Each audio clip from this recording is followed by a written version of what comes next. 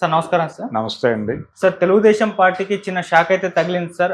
AP fibre net chairman GV Reddy రాజీనామా చేసేసారు. ఇక మీదట ఆయన న్యాయవాదిగానే కంటిన్యూ చేస్తానని చెప్పేసి కూడా అనౌన్స్ చేశారు. మరి సడన్ గా ఎందుకు ఈ నిర్ణయం ఆయన తీసుకున్నారు, ఏం జరిగింది, మరి దీనికి సంబంధించి ఏం చెప్తారు? ఏపీ ఫైబర్ నెట్ కు సంబంధించి చాలా రోజులుగా గొడవ జరుగుతోంది. చంద్రబాబు నాయుడు గారు పిలిచి మందలించాడు. మందలించడంతో పాటు ఏపీ ఇన్ఫ్రాస్ట్రక్చర్ మినిస్టర్ ఒక ఆయన ఉన్నాడు, జనార్దన్ రెడ్డి అని, డీసీ జనార్దన్ రెడ్డి. అతన్ని దీని వ్యవహారాలు ఏంటో చూడమని ఆ మధ్య పురమాయించాడు. ఆయన వీళ్ళందరినీ కూర్చోబెట్టి మాట్లాడటం అవి జరిగినాయి. ఆ సందర్భంగా ఆయన ఒక నివేదిక సమర్పించాడు ముఖ్యమంత్రి గారికి. దాంతో ఇతను కొంత గాయపడ్డాడు. అంటే నేను ఇక్కడ చైర్మన్గా ఉండగా ఇదేమిటి అనేది ఒకటి, తన ప్రమేయం లేకుండానే చాలా నియామకాలు జరిగిపోయినాయి అనేది ఒక ప్రాథమిక ఆరోపణ. అంటే దినేష్ కుమార్ అని ఎండి ఉన్నాడు అక్కడ. ఆయన వైఎస్ఆర్సీపీ టైంలో నియామకము వారే కొనసాగుతున్నారు, వారి వ్యవహారాలన్నీ అటే నడుస్తున్నాయి అనేది ఒకటి. దాదాపు 9 నెలలుగా అసలు బొత్తిగా ఏ పని చేయనటువంటి సంస్థ ఏదైనా ఉందంటే ఇదే ఉంది, ఫైబర్ నెట్టే ఉంది అనేది ఒక ఎలిగేషన్. ఆయన నేరుగా మీడియాతో మాట్లాడాడు. మాట్లాడుతూ ఆయన చెప్పిన మాట ఇది, ఒక్క కనెక్షన్ కూడా మేము ఇవ్వలేదు అని చెప్పాడు. అలాగే ఆపరేషన్స్కి సంబంధించి కానీ లేదు యాక్టివిటీస్కి సంబంధించి కానీ ఏ రకమైన పని జరగలేదు. అనవసరంగా వీళ్ళ చేతకానితనం వలన 360 కోట్లు దాదాపు అనవసరంగా జిఎస్టీ చెల్లించాల్సి వచ్చింది అనేది ఒక ఎలిగేషన్. అలాగే వీళ్ళు ఈ దాదాపు 400 మందిని అనవసరంగా రిక్రూట్ చేశారనేది ఒక గొడవ. తర్వాత హెచ్ఆర్ డిపార్ట్మెంట్కి చెందినటువంటి రమేష్ నాయుడు మీద కూడా ఆరోపణలు ఉన్నాయి. ఈయన ఆరోపణలు చేస్తున్నాడు రెడ్డి గారు. ఆయన ఆరోపణల్లో ఒక 60 కోట్లు వీళ్ళు అనవసరంగా అక్కడ ఖర్చు పెట్టారు అనేది ఒక గొడవ. ఇవన్నీ కలిపి వాళ్ళ దగ్గర నుంచే వసూలు చేయాలి అంటున్నాడు ఈయన. ఏది దినేష్ కుమారు, అలాగే ఆపరేషన్స్ చూస్తున్నటువంటి శశాంక్, అలాగే భరద్వాజ్ అనేటువంటి ఇంకొక కీలక అధికారి ఉన్నాడు. వీళ్ళందరినీ కలిపి వీళ్ళందరూ కోటరీగా వ్యవహరిస్తున్నారు అనేది ఆయన ఆరోపణ. వీళ్ళందరి దగ్గర నుంచి ఈ రికవరీ మొత్తం వాళ్ళ దగ్గర నుంచి చేయాలా అంటున్నాడు. అంటూ ఈ మొత్తం వ్యవస్థని ప్రక్షాళన చేయాల్సి ఉంది అని చెబుతూ ఆయన మీడియాకి ఎక్కడం మీద సీఎం గారు కొంచెం ఆగ్రహించాడు. ఆ ఆగ్రహం వలన మంత్రి గారిని ప్రత్యేకంగా నియమించడం జరిగింది. ఈ మంత్రి గారిని నియమించటము, ఈ వ్యవహార శైలి, దీని మీద కొంత ఆయన గాయపడ్డాడు. గాయపడి ఇంత నమ్మకం లేని పరిస్థితుల్లో నాకెందుకు ఈ సంస్థ అనేది ఒకటి, తను చెప్పిన ఏ మాట ఎవరు వింటలేదు అనేది ఆయన ప్రధానమైన ఎలిగేషను. ఇది చాలా కాలం క్రితమే ఆయన మీడియాతో పంచుకున్నాడు. ఆయన ప్రతిదీ ఓపెన్ అవుతున్నాడు, మీడియాతో మాట్లాడుతున్నాడు అని పార్టీ చిరాగ్గా ఉంది ఆయన మీద. అందుకని ఆయన్ని ఆ పదవి నుంచి తప్పించే అవకాశాలు ఉన్నాయి అనేది దాదాపుగా మంత్రి గారు ఇన్వాల్వ్ అయినప్పటి నుంచి ఆ మాట వినిపిస్తోంది. ఈ మౌలిక సదుపాయాల మంత్రి గారు ఎప్పుడైతే ఇన్వాల్వ్ అయ్యాడో అప్పటి నుంచి ఈ మాట వింటున్నాం.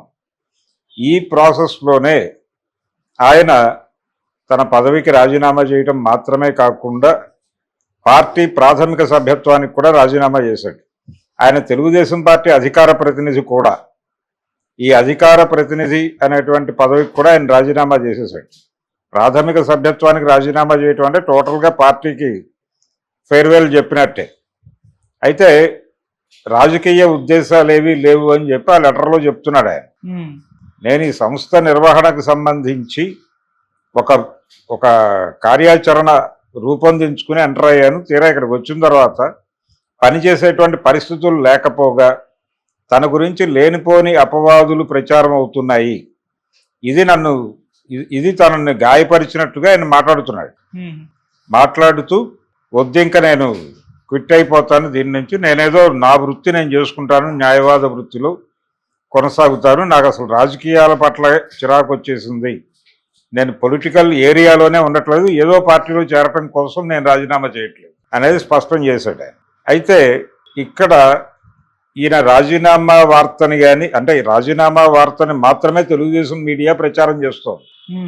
వ్యక్తిగత కారణాలతో రాజీనామా చేశారు అని మాత్రమే మాట్లాడుతున్నారు. కానీ ఈ దినేష్ కుమార్తో ఆయనకున్నటువంటి గొడవలు కావచ్చు, శశాంక్తో ఆయనకున్న గొడవలు కావచ్చు, రమేష్ నాయుడుతో ఆయనకున్నటువంటి గొడవలు కావచ్చు, అలాగే ఈ మౌలిక సదుపాయాల మంత్రి గారితో ఆయనకు జరిగినటువంటి పరాభవం గురించి కానీ ఎవరు మాట్లాడలేదు. వ్యూహాత్మకంగా మౌనం వహించి అందరూ కూడా జస్ట్ ఇది ఫార్మల్గా జరిగిందే మన సీఎం గారు పిలిచి మాట్లాడిన తర్వాత ఆయన నిర్ణయం తీసుకున్నాడు అన్న పద్ధతిలో ప్రచారం చేస్తున్నారు తప్ప వాస్తవాలు బయటకు చెప్పే ప్రయత్నం జరగట్లేదు. ఓకే.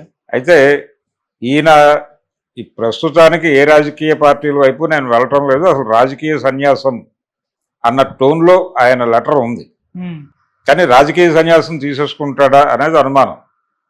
నెమ్మదిగా ఈయన తన దిశని తాడేపల్లి ప్యాలెస్ వైపు సెట్ చేసుకున్నాడు, లొకేషన్ అక్కడ సెట్ చేసుకున్నాడు అనే మాట కూడా ఒకటి తెలుగుదేశానికి దగ్గరగా ఉండేటువంటి సోషల్ మీడియా సర్కిల్స్ ఆల్రెడీ మొదలుపెట్టాయి, ప్రచారం మొదలుపెట్టాయి. మరి అందులో ఎంత వాస్తవం ఉందనేది చూడాలి. అయితే ఆయన ప్రధానమైన ఆరోపణ ఏంటి, ఇక్కడ దినేష్ కుమార్ అనేవాడు వైఎస్ఆర్సీపీ రిక్రూట్మెంట్ అప్పటి నుంచి అతను కొనసాగుతున్నాడు, అతని వల్లనే సంస్థ ముందుకు నడవటం లేదు, సంస్థ ఈ పరిస్థితికి రావడానికి కారణం అతనే అనేది ప్రధానమైన ఆరోపణ. అతన్ని అలాగే ఆపరేషన్స్ వ్యవహారాలు చూస్తున్నటువంటి శశాంక్ మీద ప్రధానమైనటువంటి ఆరోపణలు, హెచ్ఆర్ డిపార్ట్మెంట్ మీద కూడా ప్రధానమైన ఆరోపణలు చేస్తున్నాడు ఆయన. ఈ నష్టాలన్నీ వాళ్ళ దగ్గర నుంచి రికవరీ చేస్తారా చేయరా అని డిమాండ్ చేస్తున్నాడు. ఇది ఇక్కడితో వదిలిపెడతాడు అని అనుకోవటం కష్టం. ఆయన తన్ని తాను ప్రొటెక్ట్ చేసుకోవడం కోసం ఇప్పుడు బయటకు వెళ్ళిపోయిన తర్వాత ఆయన మీద నియంత్రణ ఉండదు. ఇప్పుడు ఆయన మంత్రి గారిని పంపించి కంట్రోల్ చేసే ప్రయత్నం చేశాడు సీఎం గారు. ఇప్పుడు ఆ కంట్రోలింగ్ వ్యవస్థలు ఏవి పనిచేయవు కాబట్టి రేపు బయటకు వెళ్ళిన తర్వాత తిరిగి మరో ప్రెస్ మీట్ పెట్టి ఆయన క్లియర్గా ఏం జరుగుతోంది లోపల అనేది మాట్లాడే అవకాశం కూడా ఉంది. అలాగే తన గురించి పార్టీ వర్గాలు చేసినటువంటి వ్యాఖ్యల మీద కూడా ఆయన రియాక్ట్ అయి మాట్లాడే ఛాన్స్ ఉంది. దీన్ని వైఎస్ఆర్సీపీ అందిపుచ్చుకుని ముందుకు నడిపించే అవకాశం కూడా ఉంది. అంటే ఇతను వైఎస్ఆర్సీపీ మీద కూడా కొన్ని కామెంట్స్ చేశాడు. ఆ చేసిన దానికి వాళ్ళు ఎలా రియాక్ట్ అవుతారు అన్న దానికంటే కూడా ఇతను రిజైన్ చేయటం అనేది పెద్ద న్యూస్. దాన్ని డెఫినెట్గా దాని మూలాలు ఏమిటి, ఎక్కడెక్కడ ఉన్నాయి, ఎవరెవరు ఏమేం చేశారు, ఈ నియామకాలకు సంబంధించి ఆయన 400 దాటి అన్వాంటెడ్ పీపుల్ని రిక్రూట్ చేశారు అనేది ఎలిగేషన్ ఒకటి ఉంది. దీని మీద ఎక్కువ ఫోకస్ పెట్టి ఎవరెవరిని అక్కడ అకామిడేట్ చేసే ప్రయత్నం చేశారు అనే దగ్గర నుంచి మొదలుపెట్టి రెండోది ఇంకో మాట అన్నాడు ఆయన, కీలకమైన స్టేట్మెంట్. కొద్దో గొప్ప దీని ఆపరేషన్స్ వైఎస్ఆర్సీపీ టైంలోనే బెటర్గా ఉన్నాయనే మాట కూడా వాడాడు. అంటే దినేష్ కుమార్ మీద ఆరోపణ చేస్తూనే కొద్దో గొప్ప ఈ సంస్థ యాక్టివిటీసు వైఎస్ఆర్సీపీ రోజుల్లో బెటర్గా ఉన్నాయి, టీడీపీ హయాం వచ్చిన తర్వాత 9 నెలల్లో ఒక కనెక్షన్ కూడా ఇవ్వలేదు అన్నాడు. కాబట్టి ఇది కూడా కన్సిడర్ చేయాల్సిన అవసరం ఉంది. అంటే ఈయన అందులో ఉండి ఈయనే వైఎస్ఆర్సీపీకి అనుకూలంగా వ్యవహరించాడా అనేది ఒక సందేహం. ఆయన మాట్లాడిన మాటల్లో నుంచి డిరైవ్ చేసిన మొక్కే ఇది, అదొక డౌట్. అంటే ఆయన వ్యవహార శైలి పట్ల ముఖ్యమంత్రి కొంత హర్ట్ అయ్యాడు. రెండోది ఆయన ప్రతి విషయం ఓపెన్గా మాట్లాడుతున్నాడు. ఈ ఓపెన్గా మాట్లాడటం అనేది కొంత ఇబ్బంది పెడుతోంది పార్టీ. ఇలా మాట్లాడొద్దు అనే విషయం ఆయన కాషన్ చేశాడు. చేసిన తర్వాత కూడా ఆగలేదు. ఆగకపోవడంతో ఫైనల్గా వాళ్ళే ఏదో చర్య తీసుకునేవారు. ఆ చర్య తీసుకోవడానికంటే ముందే ఈయన రిజైన్ చేసి బయటకు వచ్చేసాడు. ఇప్పుడు ఈయన మాట్లాడిన మాటల్ని బట్టి డెఫినెట్గా ఈయన లొకేషన్ తాడేపల్లి ప్యాలెస్ అయి ఉండొచ్చు అనే ఒక సందేహం వచ్చే పద్ధతిలోనే మాట్లాడాడు. ఒకటే వాక్యం, వైఎస్ఆర్సీపీ టైంలో దీని యాక్టివిటీస్ కొంచెం బెటర్గా ఉన్నాయన్నాడు. ఈ ప్రొక్యూర్మెంట్కి సంబంధించిన వ్యవహారాలు చూసే వ్యక్తులు కూడా, అంటే ప్రొక్యూర్మెంట్స్, ఆపరేషన్స్ ఇవన్నీ నిర్వహించేటువంటి వ్యక్తులు చాలా దయనీయమైనటువంటి పరిస్థితుల్లో పనిచేస్తున్నారు అనేది ఒక వ్యాఖ్య చేశాడు ఆయన. వీళ్ళందరూ అప్పటి నుంచి ఉన్నవాళ్ళే. అయితే ఈ 400 నియామకాలు మాత్రమే రమేష్ నాయుడు రిక్రూట్మెంట్ చేసినటువంటి దాని మీద ఎక్కువ గొడవ జరిగింది లోపల. అలాగే అనవసరమైనటువంటి చెల్లింపులు చాలా చేశారు అనేది ఒక పక్కన కమిటీ చెప్పినప్పటికీ ఒక 60 కోట్లు వీళ్ళు అనవసరంగా కట్టారు అనేది ఒక ఎలిగేషన్.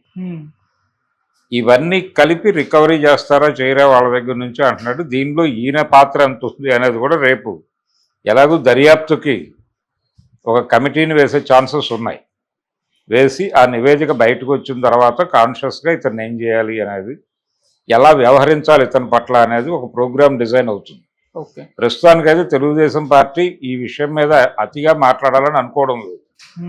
చాలా ముక్తసరిగా అతను రాజీనామా చేశాడు వ్యక్తిగత కారణాల చేత మాత్రమే అని చెప్తున్నారు.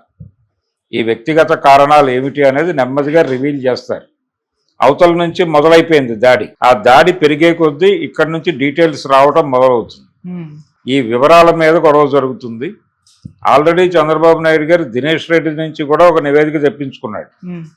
ఈ దినేష్ కుమార్ నుంచి, ఎండి దినేష్ కుమార్ దగ్గర నుంచి కూడా ఒక నివేదిక తెప్పించుకున్నాడు. సో వీటన్నిటి మీద దర్యాప్తు జరుగుతుంది. వీటన్నిటి మీద ఎలాగూ అతను ఏం చేశాడు, అతని యాక్టివిటీస్ ఏంటి, 9 నెలల్లో వారు నిర్వహించిన పాత్ర ఏంటి, ఇవన్నీ బయటకు వచ్చిన తర్వాత ఫైనల్గా ఆయన పరిస్థితి ఏంటి, ఆయన్ని ఏం చెయ్యాలి, ఎక్కడ కార్నర్ చేయాలి, ఎక్కడ బైండ్ ఓవర్ చేయాలనేది నిర్ణయాలు తీసుకుంటారు. ఈలోపు ఆయన తన లొకేషన్ వెతుక్కుంటాడు. ఈ న్యాయవాద వృత్తిలో కొనసాగటం అనేది తాత్కాలికమే. ఆయన డెఫినెట్గా రాజకీయాల్లో ఉంటాడు. అయితే ఇమ్మీడియట్గా కాదు, నెమ్మదిగా తాను ఎక్కడో చోట లొకేట్ చేసుకుంటాడు. ఎక్కడ అనేది భవిష్యత్తు చెప్తాడు. Okay sir, thank you so much. Thank you.